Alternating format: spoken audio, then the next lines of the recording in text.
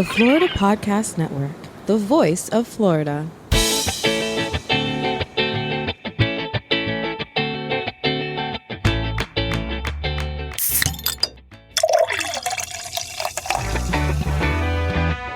From Mallory Square in Key West to the Governor's Mansion in Tallahassee and all points beyond, you're listening to the Florida Beer Podcast, powered by FloridaBeerBlog.com, your source for all things related to the craft beer community in the Sunshine State. And now your host, Dave Butler. Here we go with another episode of the Florida Beer Podcast, powered by FloridaBeerBlog.com. It's actually going to be more of a Florida mixed drink alcohol podcast, not going to lie. And before I go into explaining all of that, I will let you know to make sure to find us on the internet at FloridaBeerPodcast.com, our sister site FloridaBeerBlog.com if you want your reading. And we are also a proud member of the Florida Podcast Network. You can find them at FloridaPodcastNetwork.com and on Facebook on their closed Facebook group at FPN Insiders.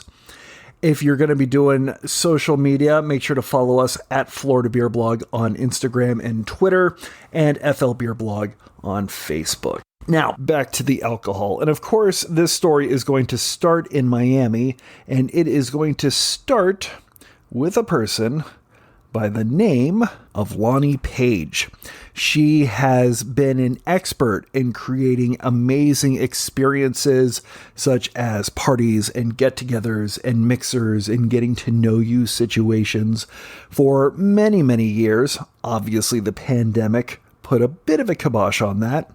And so she and her team at Mixology Mixer started to create pre-boxed, packaged events for businesses and whatnot. So they don't have to get together. They can get it sent to them and they can take the class and do the event via whatever web chat service you want to use. From there, they actually ended up jumping into the subscription box service, and they now have a monthly subscription box called Club Mix. And what's great about this box, and if you've seen our social media, especially on Instagram, you'll see pictures of a box that we received. It comes with an alcohol, it comes with additional ingredients, and it also comes with 3 recipes that those ingredients and that alcohol were created for. Of course, it's going to change every month. There's also a live session with a master mixologist, so you can learn how to create those drinks. And frankly, this is all kind of an amazing experience. And so I wanted to bring Loni onto this show so she can talk a little bit more about her background as an event planner and how that parlayed into a very exciting and creative new business for her. Enjoy.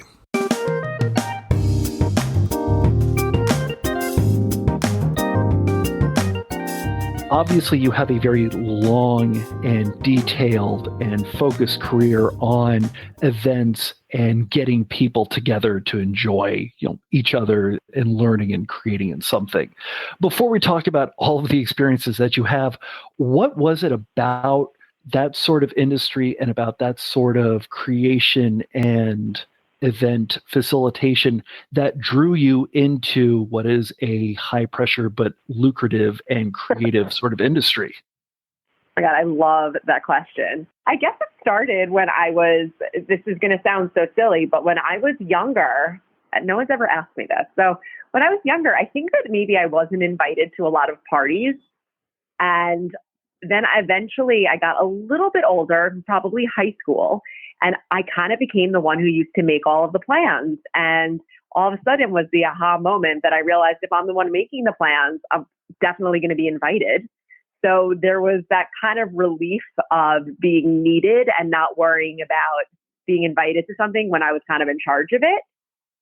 So I think that probably has quite a bit to do with it. And I liked being the one responsible for somebody having a really good time and getting kind of the credit and the pat on the back for if I did a good job. It was really, really rewarding seeing somebody enjoy something that I helped put together or coordinate or reserve or just even suggest. I'm sure the people that growing up didn't invite you to anything are now kicking themselves for that. I think that people ask me to be in their bridal party just so I can plan stuff. I'm pretty sure. Well, you've got a lot of experience with planning other things, especially, in Miami Beach and Manhattan, both of which have to be both difficult in that you have to pull off a very good event, but you also have the tools to pull off a very good event.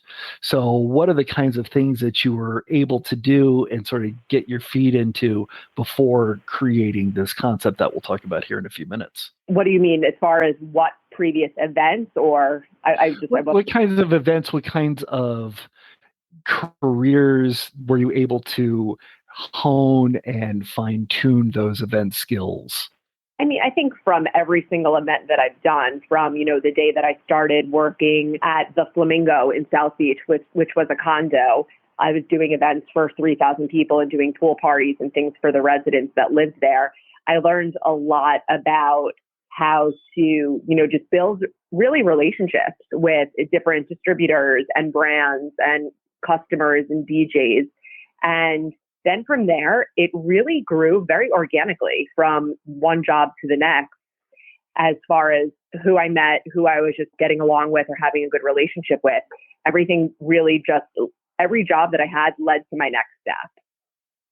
That's kind of amazing. And with a lot of those, it seems like you were doing the kind of experiences which you now created into a sort of package set for businesses.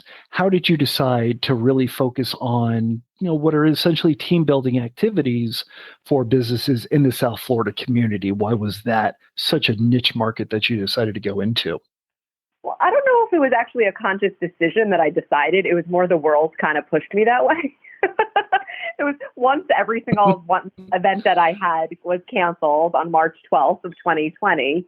It was, do I want to move back home with my mom, or can I pay my rent? And if I'm going to pay my rent, how am I going to do that? So it became more of I think it was like a survival mode that I honestly went into. And I started really looking into myself as far as I don't like not being busy. It gets me, I like being active and doing stuff and having a reason to get up in the morning. And at that point, people that I was speaking to, specifically my friends that were bartenders, they had no job. And at this point, there wasn't any type of unemployment or relief for self-employed workers. So they had nothing. And so I thought about that. And then I thought about maybe liquor brands that didn't have any way of selling because stores were closed, restaurants were closed. I looked at other people who were also doing events and they didn't have anything to do. So I guess kind of like a perfect storm, all these contacts and relationships I had from previous jobs of friends that I had kind of just came together into me creating little mason jars in my kitchen and shipping them out from the post office, and eventually turning into a huge company, which I had absolutely no intention of it ever being more than just a hobby to get me through lockdown, to be honest. Interesting. Now, obviously, because it's not an in-person event, because you're not directly communicating with the people, is it more important to try to interview and speak to the person who is running the event on the company side to sort of understand what they want and make something that's geared specifically towards them? Or did you go the opposite route and create something that's essentially turnkey that you have that people can sort of choose from? I want event C, I want event D, and so on. So my answer to that is yes. Yes to all of the above. So the dream is, yes, we would love to be turnkey and be cranking them out. And it's funny, we just had this conversation for the group mixers for them to be available to be purchased through our website. But we decided that we're not going to go that route because we do want to have a conversation with every single mixer that we book for corporate groups or even for individual groups. It's really important for us to understand exactly who their demographic is, what their needs are. Are they celebrating something? Is this just a break during a corporate meeting? Do they want us to be goofy and make jokes? Are we more serious? Is it a mocktail? Is it a cocktail? Is it more male than female? What is their demographics? What type of cocktails are we making? Is it all girls? So it is really, really important for us to have a conversation with them to learn about not only basic questions such as their budget, how many people, but we'll get into as detailed things as flavor profiles. And if they are looking for more sweets or more alcohol forward. So we're really, really detailed. And I think that we look at this, which separates us a lot from other companies that are currently doing this. We're not a copy paste. We really take the time and individually talk to every person. I mean, I'll spend at least an hour on the phone with every new client, just having a conversation from where they live, how their COVID experience has been, what their work setting is. I really want to understand everything about them before I even begin to recommend a kit for them. That's kind of amazing. And obviously, how has the reception been to all of these businesses that are now creating or that are basically implementing these distance-friendly yet still team-building activities? I mean, we have so many new friends. It's funny. I mean, people that I've been talking to for over a year, I mean, we've never met these people, but I know that their daughter doesn't like to sit in front of the computer for Zoom. And so I check and ask how the little girl is doing.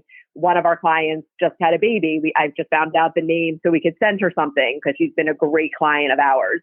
Nice. During this, we've developed such strong relationships because, it's like when you're in a state of emergency and the world is kind of on its side, it's very important, and it's a different time. We were all a lot slower. Things are definitely speeding up again, but we were at a slower pace. We were very happy to sit on the phone and have conversations and learn about what people were going through. Everyone's life was just so turned upside down that it was really nice. It's something that I know I missed, and I miss every time I have to rush off a call because I'd rather spend an hour on the call with every person learning about their company, their family, everything kind of. Absolutely. But obviously that is not available for everybody. And now you have this sort of incredible subscription box, the Club Mix. How did you decide to do that particular very intriguing concept? So we started kind of thinking about the fact that we were doing these mixers and they were having between 30 to some 400 on a call, but the only person who knew who we were was one person in that group, the organizer. So we thought that we were kind of missing out on an entirely different market of all of these people that had experienced our service, our product, our syrups, our mixologists that could potentially be customers. So we also wanted to make it available if people wanted to purchase one just for themselves. And then we saw that there's other things out there that didn't have the spirits in it, but since we're able to put the spirits in it, we thought that it would be a great opportunity. And we just launched it. It was only, when did we launch it, Kenzel? In May. Yeah. We launched in May. Yes, gosh. But it has been a while now, May. Yeah. August. Yeah. So, and we've had a great time making them because we really curate them, as you can see, towards each month based on flavors and the season and fun little giveaways that we enjoy. So I think that's a little happiness to someone's doorstep once a month. No, absolutely. And definitely, because I was able to take a look at a box myself, and it's absolutely fantastic, especially since it seems that the box is built around one spirit.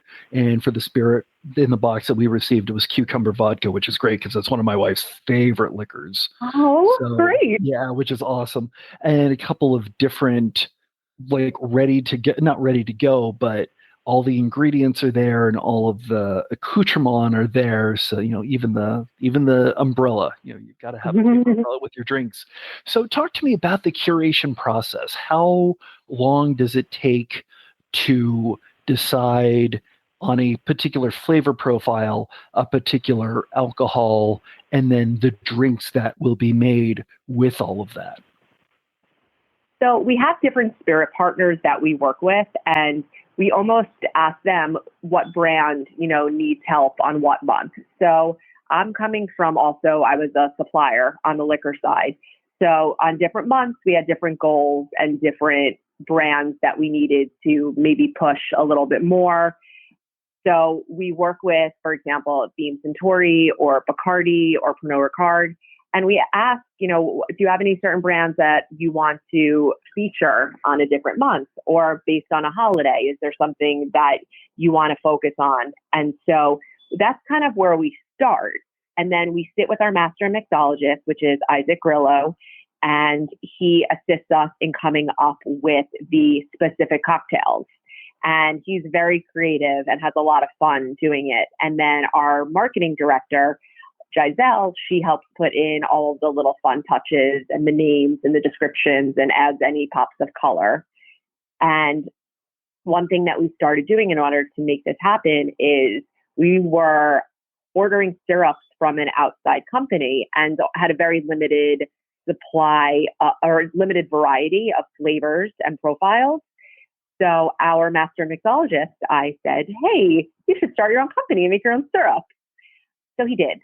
And that's exactly what it seems like, because I noticed that with the 3 syrups that were in the box that I received, they had a lot of different varieties and it was really good, but it looked like it was, this seems to be another great, homegrown sort of new independent company. It didn't look like it was a grocery store off the shelf flavored corn syrup sort of a deal.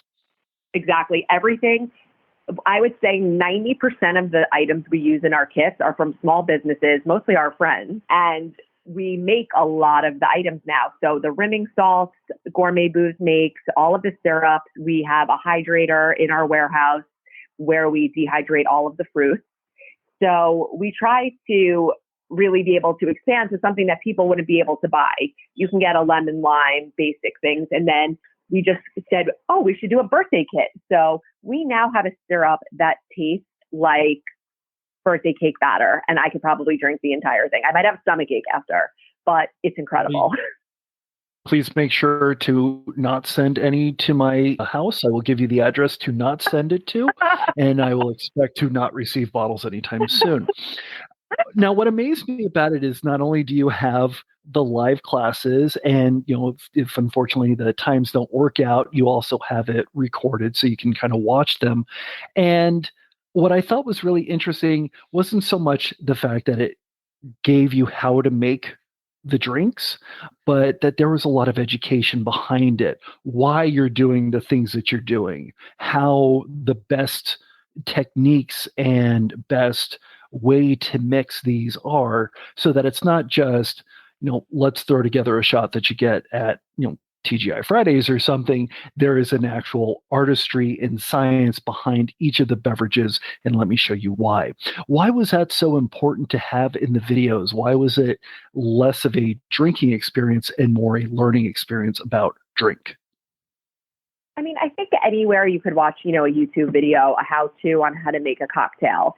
Here, I know myself and Isaac are very passionate about the liquor industry. I spent a lot of time in Guatemala and Puerto Rico. I worked for Bacardi. I traveled around the world on Norwegian cruise lines doing education just for cruise ships. So education, I find all different liquor education so fascinating. I just returned from Napa and Sonoma doing wine tastings to learn about different wines for our kits. I love learning about different spirits. So we realized that people also really, really enjoy it. It's so much fun to learn in that type of an environment and to be able to teach somebody about something new that they didn't know about, especially that's a break from their regular Zoom calls and something that they may have not even known they were interested in. It's great. And then they ask questions, and they had this one drink when they were on vacation, and how is that made, and where did that spirit come from? And it opens the door to so many questions. And it's kind of just like, ask the bartender everything you've ever wanted to ask, but were too afraid to ask. That's kind of awesome. Now, with the recipes and with the ingredients, especially not only the alcohol, but also the additional mixers and mix-ins, do you want to keep a lot of the ingredients simple and easy to procure in case somebody wants to go out and replicate this for their family and friends? Or are there plans to maybe put in something that's a little limited edition or a little outside the box, a little rare and different to create sort of a special background with a particular box? Ideally, we want to be a little bit out of the box, so to speak, and a little bit more unique.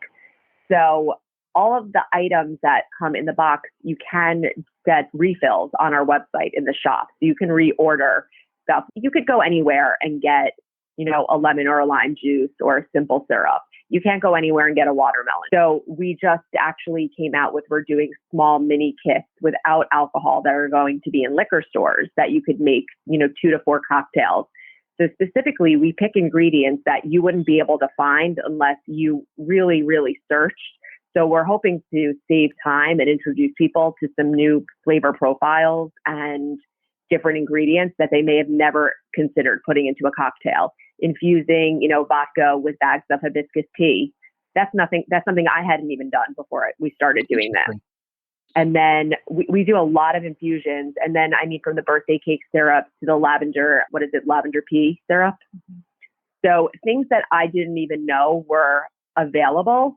And people will say, oh, can I just go and get more of it? And it's not that we're saying, no, you have to buy it through us, but we just happen to make these things specifically for these kits. So the answer to that question is yes, you have to get this through us because we handmade everything. That is kind of amazing. Are there any months where you just have so many ideas or so many people want to participate that it's going to be difficult to choose? I assume that the December box would be a little bit, Christmassy sort of feeling, and that there's so many different ideas that can be bubbling to the surface.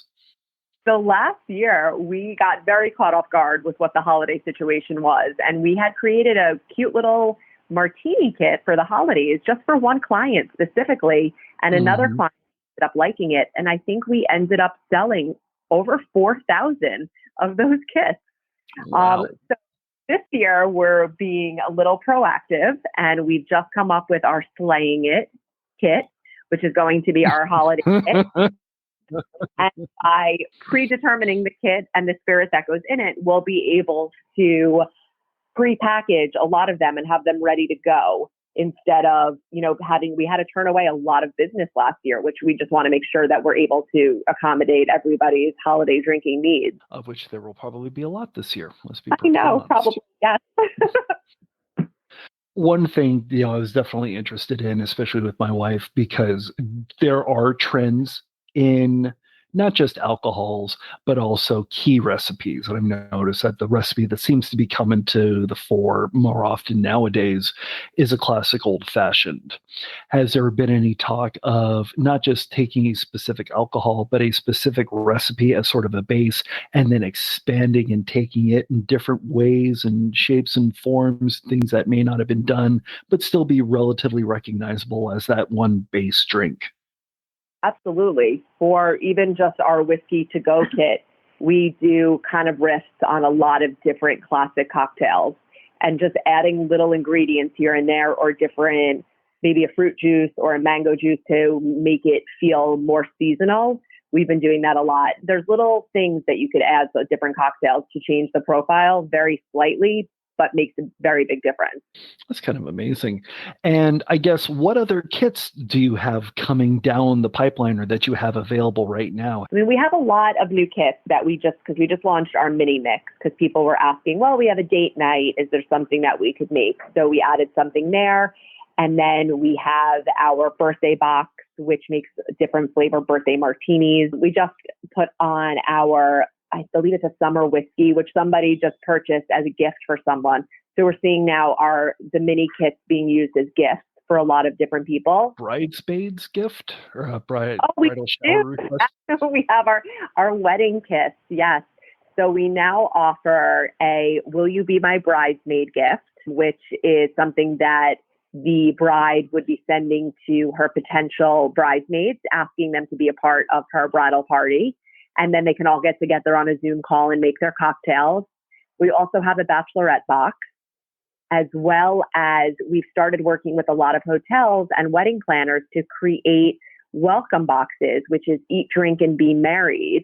And that would include things that is curated directly to the couple and the city that the wedding is taking place in.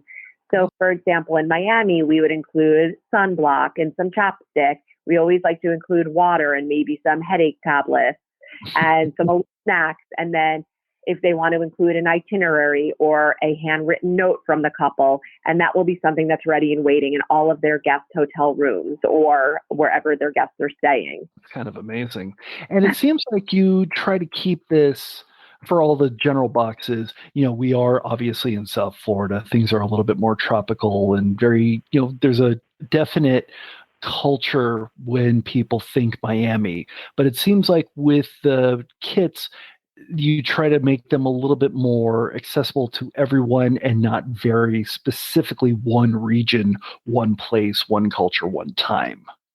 Very true. We do have one, Te Amo Miami, which was created specifically for actually realtors here in Miami. If anyone's familiar with what the real estate market in Miami is going through, it's quite booming. So we had requests from different agencies to create closing boxes as gifts when people are purchasing their $2 million homes. Okay. Which they're great. They're all very, very Miami themed with David's Cafe Cafecitos, espresso flavors, all very Miami based cocktails. And it's a great gift when someone's moving into a home, as it includes the bar tools and they have their, welcome kit into their new house to have some celebratory cocktails. That's awesome. And I think the best part of it all is, especially looking at the recipes, the fact that it does come with alcohol, but I've got a little one and we can make non-alcoholic versions of everything because you've got inside the recipe itself, you've got the changes to make the recipes non-alcoholic, which I think is absolutely brilliant. Why was that? How did that even become a thought for you? Because that's something that a lot of people would overlook. Yeah, a few people had asked here and there, and I just felt that it was really important to be able to add it, especially when working with corporations. If there was somebody, I never wanted anybody to feel left out, that they couldn't participate if they weren't a drinker or if they were pregnant or whatever it may be. So I wanted it to be all inclusive and never make anyone feel like they weren't invited to participate in something because they don't drink. Mm-hmm. That's kind of amazing. So where can people find all of these kits? I know that you said that the mini kits were coming to stores pretty soon. But what stores are those coming to? And if you want the full experience, which I definitely recommend that everybody do, where can people find that? Right now, everything is at mixologymixer.com. And you'll see there's everything from the group mixers, as well as we have all of our team building activities and our culinary classes. And then we also have our mini mix, our special event kits. And then for the kits in stores, those will be coming into Primo Liquors, which right now will only be based in South Florida, which we plan to have on shelves in about 30 days. Kind of amazing. Thank you so much for your time. I do need to go and make myself another drink because it's definitely something I'm excited for. It's 5 o'clock. Yeah, exactly. Thank you so much. And everybody have a great day, and just keep cranking out some of those amazing boxes. Thank you so much. I appreciate that. All in all, it's a great experience. I can say I was very happy with my box, and I will probably be subscribing to more, especially when the holidays come around, because that sounded pretty good. And it'll be great to see what's coming down the pipeline for them. Definitely think that they are onto something very unique and special here in the state of Florida. That's it for us this week. See if you can follow us on social media so you can learn when the next episode drops. It should be kind of fun. I've got a couple awesome interviews coming down the pipeline. And in the meantime, mix a drink, open up a craft beer, heck, open up a bottle of water if you want to, just as long as you're enjoying the Florida life, and drink Florida craft.